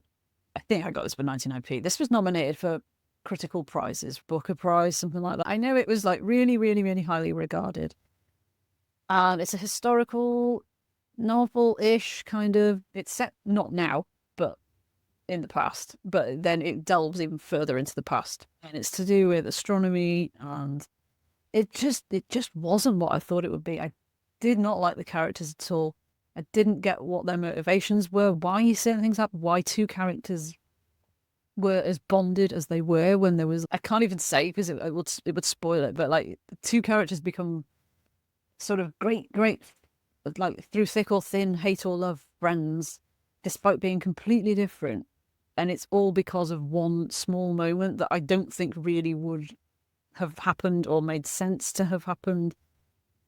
There's a sort of unrequited insta-love thing that happens and then goes nowhere, which I think was correct. It shouldn't have gone anywhere because the other person was not into it and was happily married. Even the mystery that they're trying to uncover, it was such a slog, honestly. I'm gonna have to put it in time wasted that I'll never get back because I do feel kind of angry for having finished it, and I should have perhaps DNF'd it, but I kept thinking, surely, even though I don't like these characters or anything that they're doing or not doing, they're being really ineffective about and just not communicating, surely the resolution of the story will be satisfying. And it just sort of isn't. It's like, oh, okay, cool. And that's the end. I just remember being angry at it. So I don't want to be angry at books. But I've also got another book by her to read, a physical copy of. Now I'm really nervous that that's going to be the same sort of experience and that I just won't enjoy that either. Maybe it's not for me, but I do feel so strongly about it that it is definitely time wasted that I'll never get back. Really sorry to everyone that enjoyed it. Good for you. Good for you. A much, much happier time was The Animals of Barleywood, which has a place in my heart. I'll scroll up so you can see the top of the list for a little bit. This was actually published in the 70s, the late 70s, which I hadn't realised because I remember it as a cartoon TV show that I used to watch as a child in the either late 80s or very early 90s.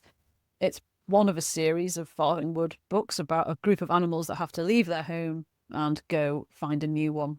A bit like Watership Down in that regard. They're not sentient as in they can't talk to humans or anything like that, but they are very, very, very eloquent.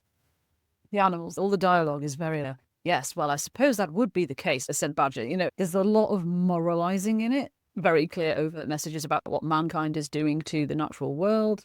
The animals themselves, though, also reflect on it, which feels quite weird, like, yes, truly man is the biggest predator of all, and But if you just let that go and enjoy the story for like, oh no, now there's a fire and they've got to escape the fire, and oh no, now this is happening and they've got to get past that, and oh, will they be happy? Will they make it to the place that they're trying to get to and stuff? It is a good adventure. There's little illustrations in the copy that I've got as well, which is that copy on the screen.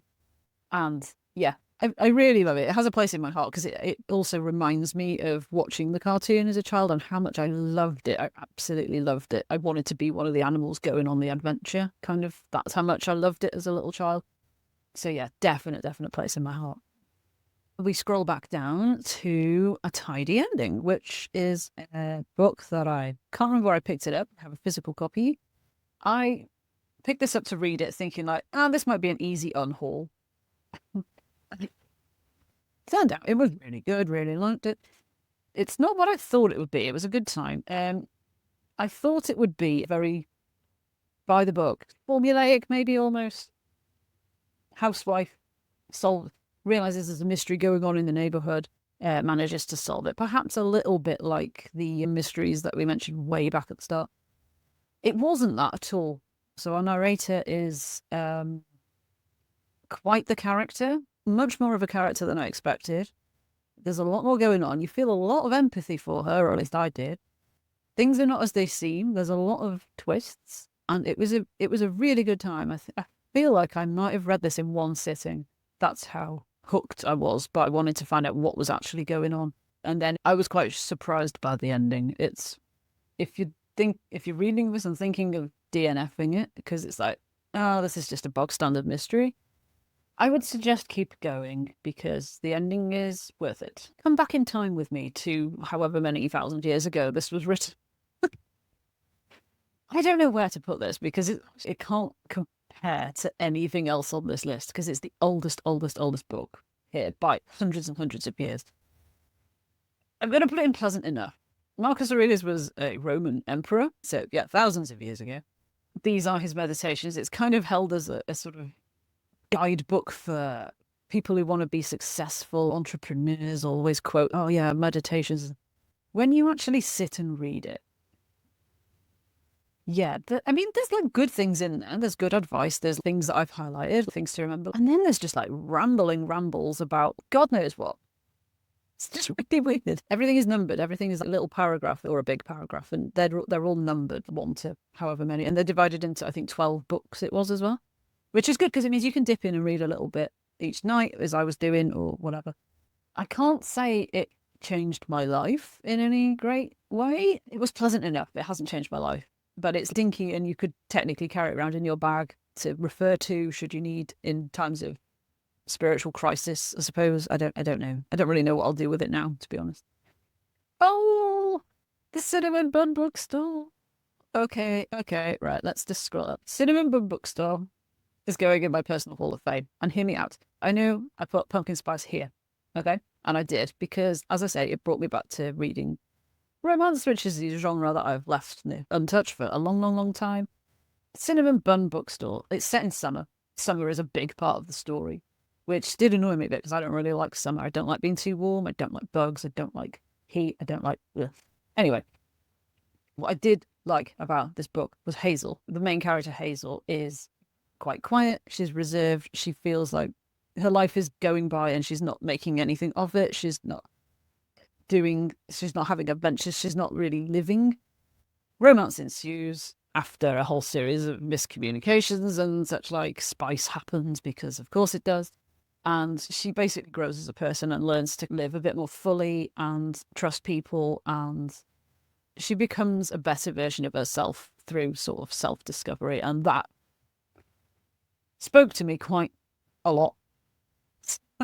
Spice aside, if none of the spice had happened, I'd still have loved this book.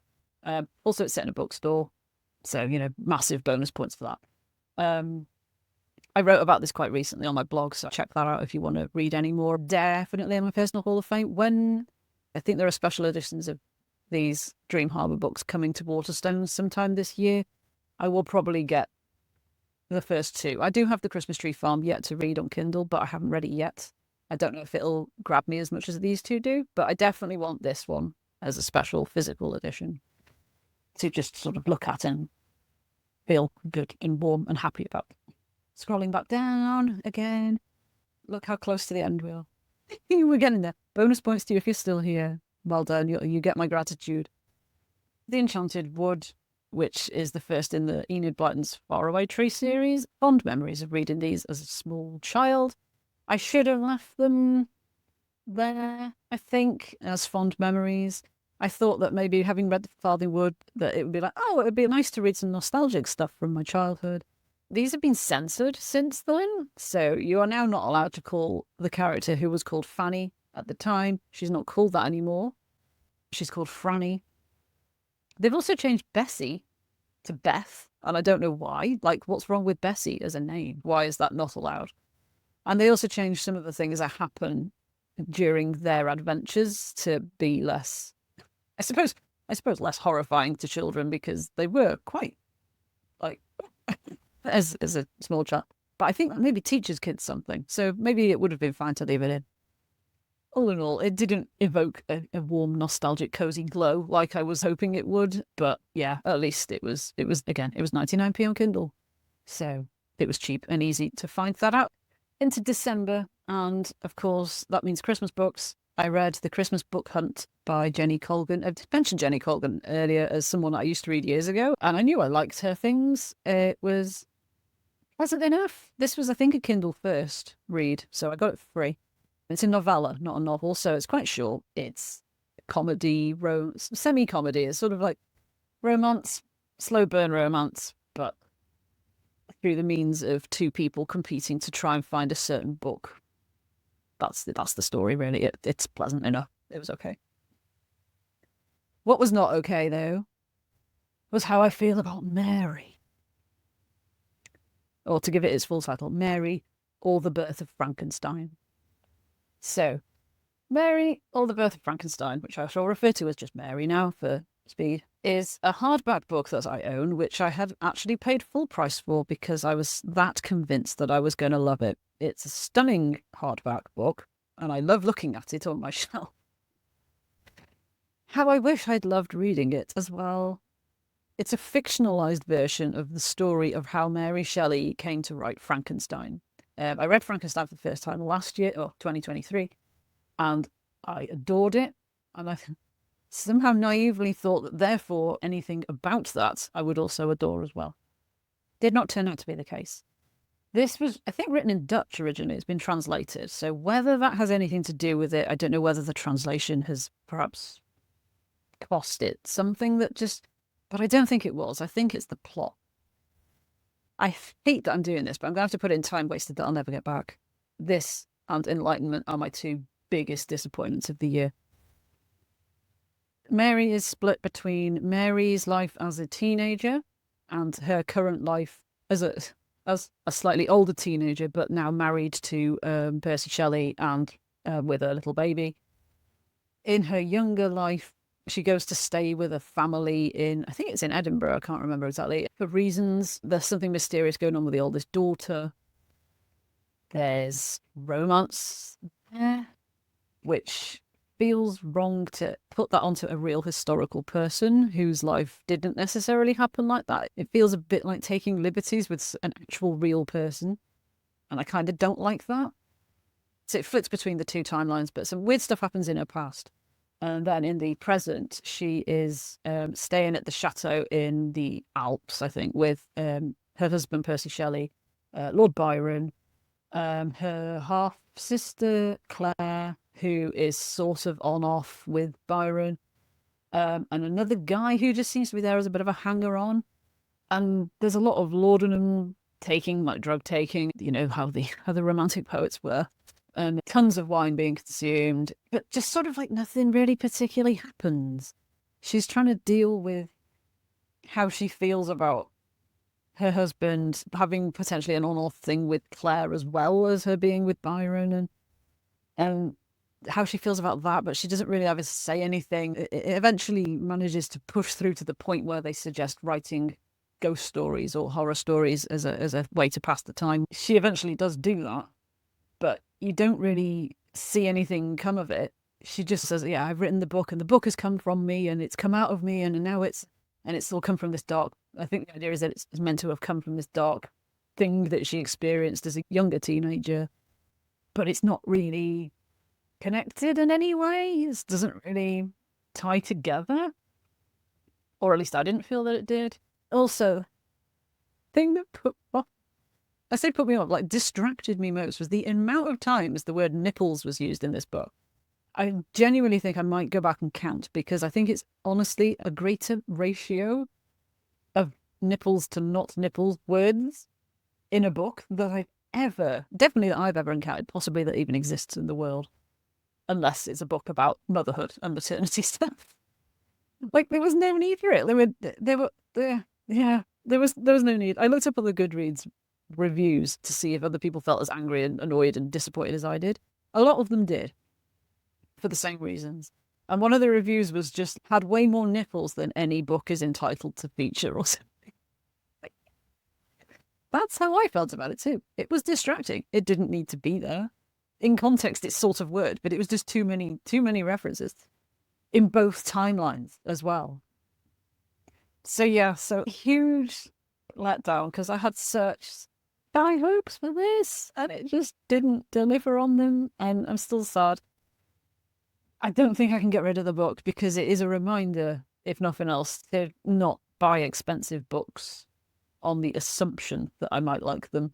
Perhaps read them and then buy a copy to keep and get them from the library and then buy a copy if you love it, which is usually what I do, to be fair. This is very rare that this happens. Yeah. Lesson learned, I guess. Festive times ahoy with 25 days. Yes. This was a Kindle Unlimited book, thank God, which a friend of mine that I worked with had suggested that the three of us, who are like a tiny mini book club, buddy read. You read a chapter a day up until Christmas, like an advent calendar, but as a book. Great, I thought. That sounds really good. It is a thriller, which isn't usually my jam, but I thought it's free. I may as well try it. So I read enough to catch up to where the actual date was. And I stuck to the chapter a day for like 3 days, and then I just needed to know. I needed it to be over. So I just read the rest of it in one go. And it was not for me. It was not for me. It's about a family that go to a remote cabin in the American wilderness mountains. It's literally set at Christmas. Their days match the days that you're meant to read it on. All is well for like the first few days until something mysterious starts happening, and then things spiral into being very much worse. Good points were that the author wrote the characters well. They felt real, especially because two of them were young girls. There's a young teenage girl and an even younger girl who I think was 8 or 9. And they felt very believable. He did a really good job of writing them, like how they behaved, how they spoke, how they interacted. The parents came across as typically stressed parents who are constantly arguing. So he did that quite well as well. What I didn't like was the plot. It didn't make sense. I'm going to save you from having to ever read it by saying that nothing is explained. At the end, there's no reason for why any of this happened that I could see. It just was some random maniac doing the things. Which to me, like I said, I don't read a lot of thrillers of this sort of style, slashery kind of stuff. But I need more than that. You can't just say it was some random guy doing the things. Because, like, well, why is he doing the things? It just fell so flat as a plot. If it hadn't been for the characters being as good and believable as they were, I literally, I don't think I'd have finished it. I don't think I would have bothered. Sorry, buddy readers. I know one of you enjoyed it more than I did, but I know that one also reads a lot more of this kind of genre, so perhaps knew that this is a possibility that you can expect that it's just a random person being nuts. That's the reveal. Oh, December was such a month of disappointment. We've just had 2 super disappointing books, and now we're also going to add in Snow Country into time wasted that I'll never get back. Again, a lesson that just because it's translated from Japanese doesn't mean I'm going to enjoy it. A story about a man who goes to like an onsen spring resort in the mountains when it's snowy season in Japan. There's a woman there who's kind of his favorite geisha, but she's not a geisha. She's just kind of, I can't even remember what she does. Maybe she is a geisha. Anyway, he's married and has a wife back at home, of course, but he goes there to see this woman. But they both just sort of spend their time getting drunk and whinging about things.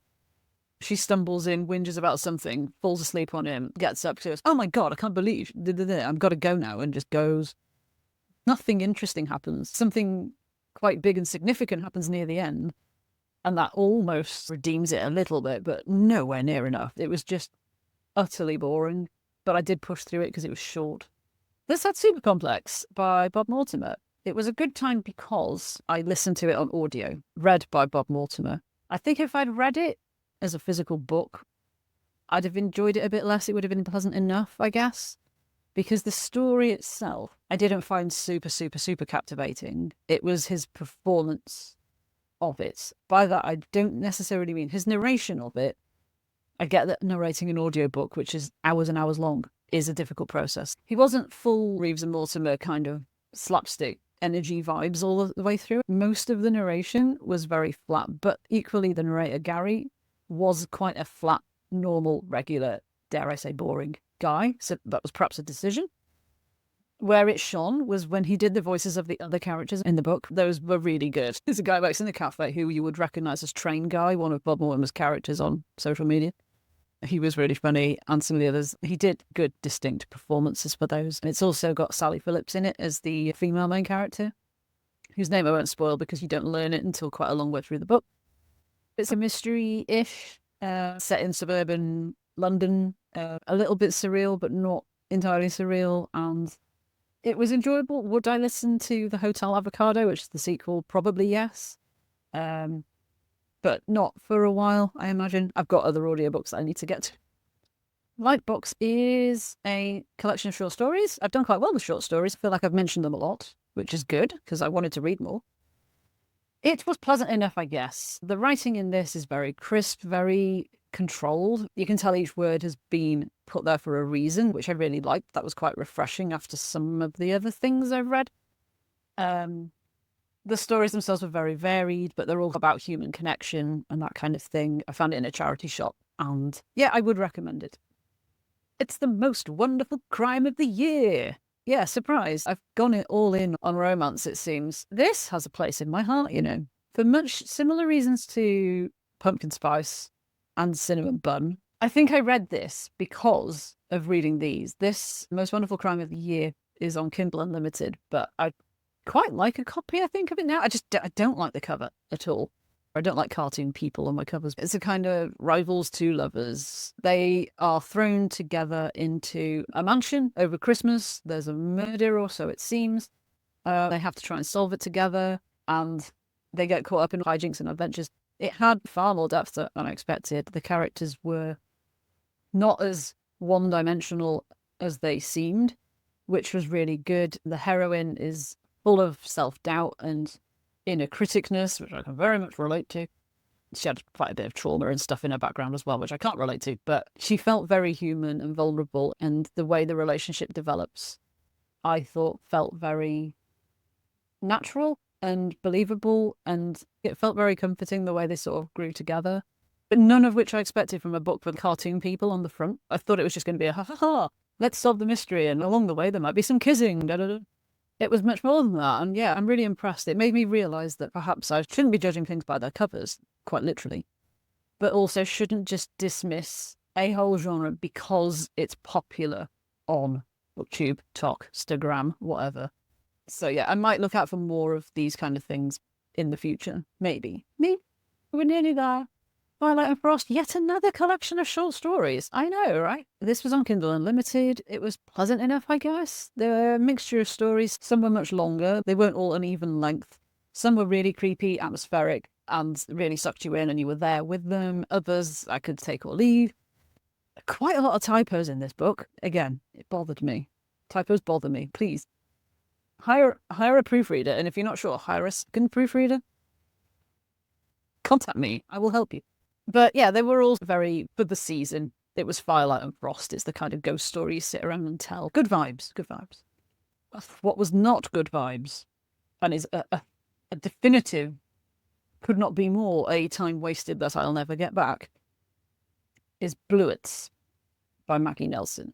I can't remember if it's described as, or if it actually is, or whatever, like a prose poem, lyrical essay kind of thing. I wrote about this in my blog, and it's made me angry, and I'm still a bit angry. I will put a link to my blog should you wish to read it. It felt like I'd stumbled across the journal of someone who's just had a breakup, is very angry and depressed and annoyed about it, and has written this rambling journal with each little section numbered, much like meditations. Each little tiny section was numbered. How like rubbish everything is, like, oh god, this is rubbish, oh my friend's had this terrible injury and all these bad things are happening, and oh, but it was supposed to be, the way it's sold to you, this book, is that it's a meditation on the color blue.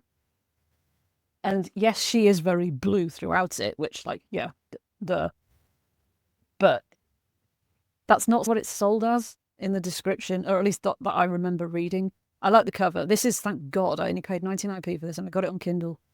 So I don't even have a physical copy of it to need to get rid of. I'm getting croaky, that's how annoyed I am. I didn't care. I really did not care. She put my back up in so many ways. Hackles went up kind of thing. About how grating it was. That I'm sorry you've got problems, but we all have problems. I don't care about your problems. Sorry. Where is all the beautiful meditation on the colour blue that I was expecting? occasionally she remembers to mention, like, I have these blue stones, or I have a blue feather, or I have a blue gemstone that someone gave me. But it doesn't, I didn't feel that it tied into the reflective side at all. It just was like mentioning things. The best parts of the book were where she says things like, da da da da, so and so says, and then quotes somebody else. And there's quite a lot of that. As so and so once mused, da da da da da da da. And those were the good bits. If I highlighted anything, it would have been those. Oh God, it made me so angry. Like I said with Sylvia Plath, you're meant to feel like the dumb one for not getting it. And well, I don't see what there is to get. You're just talking about, she drops the C-bomb in it, which is a word that I absolutely despise. And it was just unnecessary.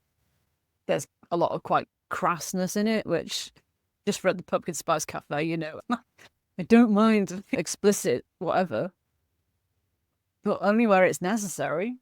But it annoyed me in so many ways, and I felt so angry that I had literally wasted time. Thank God it was 99 pages or something, so it didn't take too long to get through. But I still regret losing the hour or however long it took me to curse my way through. I'll never get back, ever. For the final bit, can you imagine? The final book is called Cornerstones, Wild Forces that Can Change Our World. This is something I had out from the library. One of those books that I picked up, and I've been chipping away at reading it. It was a good time. Each chapter was about a different animal or species that is like a cornerstone species, a key species for the ecosystems. So say, for example, you have the beaver, who by doing beaver activities in an area helps this other type of ecosystem, and also this one, and fish benefit from this and that, and this creates that, and everything is tied together. Everything is connected, you know? It was really interesting. I read it deliberately slowly, trying to read one chapter a night or a day. Took a bit longer on some of them because although it was interesting, much like The Secret Life of Trees, I found it hard to keep my attention on it while I was reading it. And I don't know why, because again, it's written in a really lovely way. It's not dry and stuffy, it's not academic, it's very practical, and has his experiences of seeing these different species doing whatever they're doing, like whales or whatever. There's a lot of interesting facts in it. I've learned that the size of a bee's brain is 1 cubic millimeter. I mean, I know bees are small, but that sounds insane for what bees can then do. And yeah, so it was a good time. It was worryingly depressing in terms of, oh God, we're killing the world, the end times are nigh, but also hopeful in referring to areas where, say, beavers have been reintroduced into the wild and it's had a positive effect. And if more of that could happen, then da-da-da-da-da.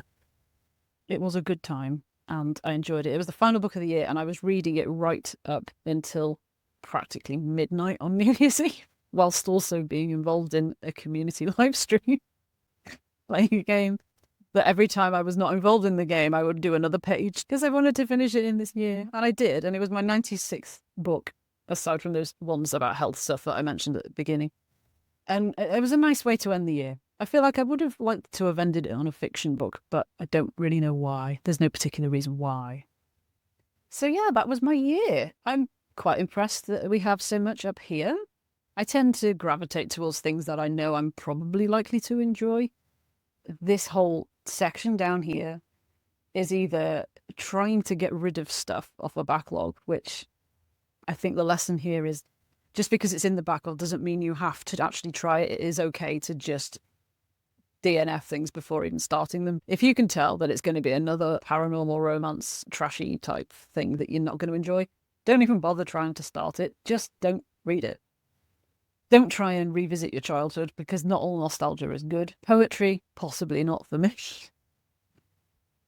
Or at least not for me in a public sense. If I'm going to read poetry, I'll just read the poetry. And if I find something good, then I will talk about it rather than trying incessantly to read things that just don't work out for me and having to seem like somebody who's super uncultured and just doesn't get poems.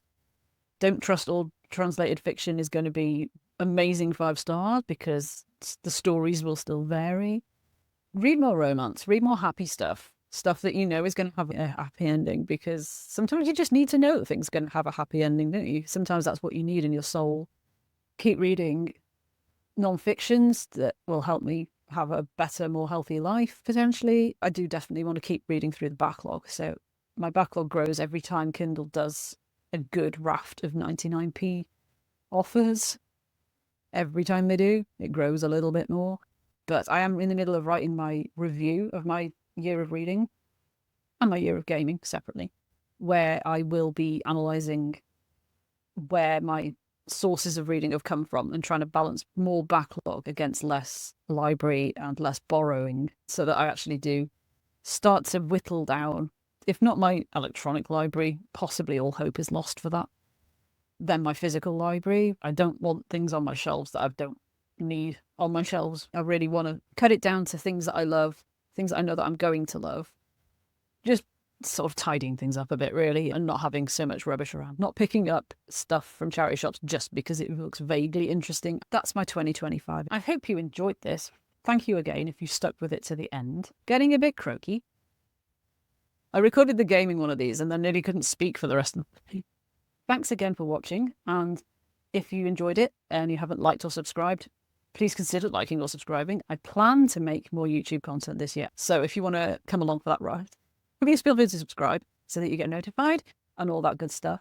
I wish you a wonderful year ahead, and I will see you in the next. Bye.